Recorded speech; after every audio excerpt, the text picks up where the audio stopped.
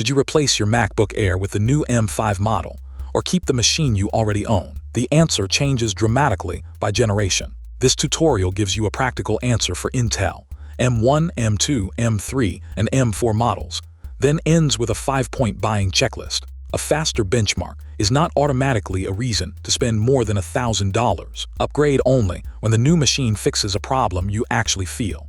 Open the Apple menu, choose About this Mac, and note the chip name and release year. That single line determines which section of this guide applies to you. If the window says Intel, you own the oldest class in this comparison. If it says M1 through M4, you already have Apple Silicon and excellent efficiency. Before looking at specifications, name the real problem.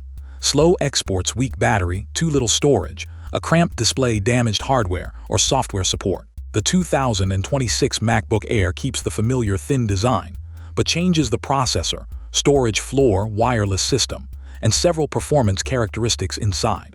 Apple's M5 Air uses a 10-core CPU with 4 supercores and 6 efficiency cores, plus either an 8-core or 10-core GPU. The base model now starts with a 512GB SSD and 16 GB of unified memory. Storage can be configured as high as 4 TB. The N1 wireless chip adds Wi-Fi 7 and Bluetooth 6. This is useful future-proofing, but it matters only when the rest of your network supports it. The 13 6-inch and 15 3-inch sizes, overall shape, and familiar design remain. If you expected a dramatic redesign, this is not that release. If your MacBook Air uses an Intel processor, the M5 is a transformative upgrade. It brings far better speed, efficiency, battery behavior, and silent everyday operation. Older Intel Airs can struggle with heat, fan noise, modern video calls, browser-heavy work, and current creative apps. Battery age makes the experience worse. Upgrade if your budget allows. Choose the 13-inch model for portability or the 15-inch model if screen space is the reason you are replacing the old machine. The M1 Air remains surprisingly capable, but a 2020 machine may now have an aging battery, a smaller display, limited ports, and only 256 GB of storage. If your M1 handles browsing, documents, classes, and light creative work without frustration, keeping it is still financially sensible. Performance alone does not force an upgrade. Choose M5 when you want the newer flat design, a larger screen option, better camera experience, faster connectivity, more base storage, and a meaningful speed jump. For heavy users or worn batteries, upgrade. For basic users with a healthy machine, wait until the laptop creates a real limitation instead of replacing it on age alone. The M2 already has the current flat design and larger display. That means the M5 upgrade is mostly about performance, storage, wireless features, and configuration. An early 256GB M2 can become frustrating when photos,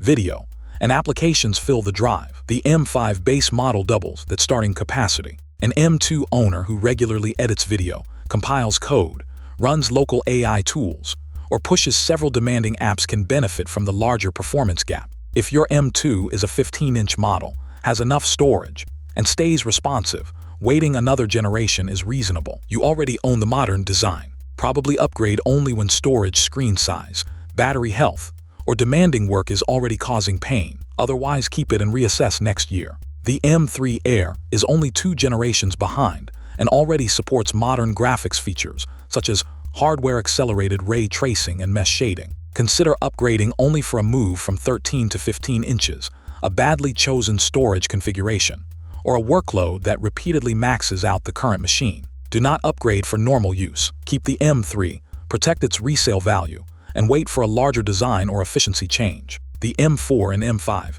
share the same overall design and core counts. The new model is an evolutionary improvement, not a reason to replace a 1-year-old laptop.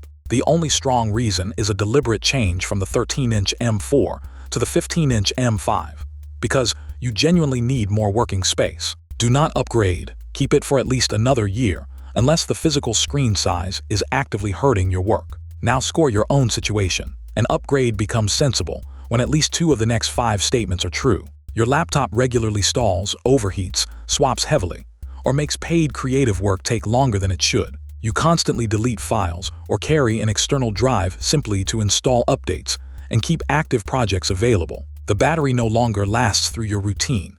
The keyboard or display needs repair, or reliability has become uncertain. A 15-inch display would materially improve spreadsheets, timelines, coding, design work, or side-by-side windows. You can buy the right configuration without debt pressure, and the upgrade will not replace spending on more important tools or needs. For general use, 16 gigabytes of memory and 512 gigabytes of storage is a strong starting point. Do not underbuy storage, you cannot upgrade later.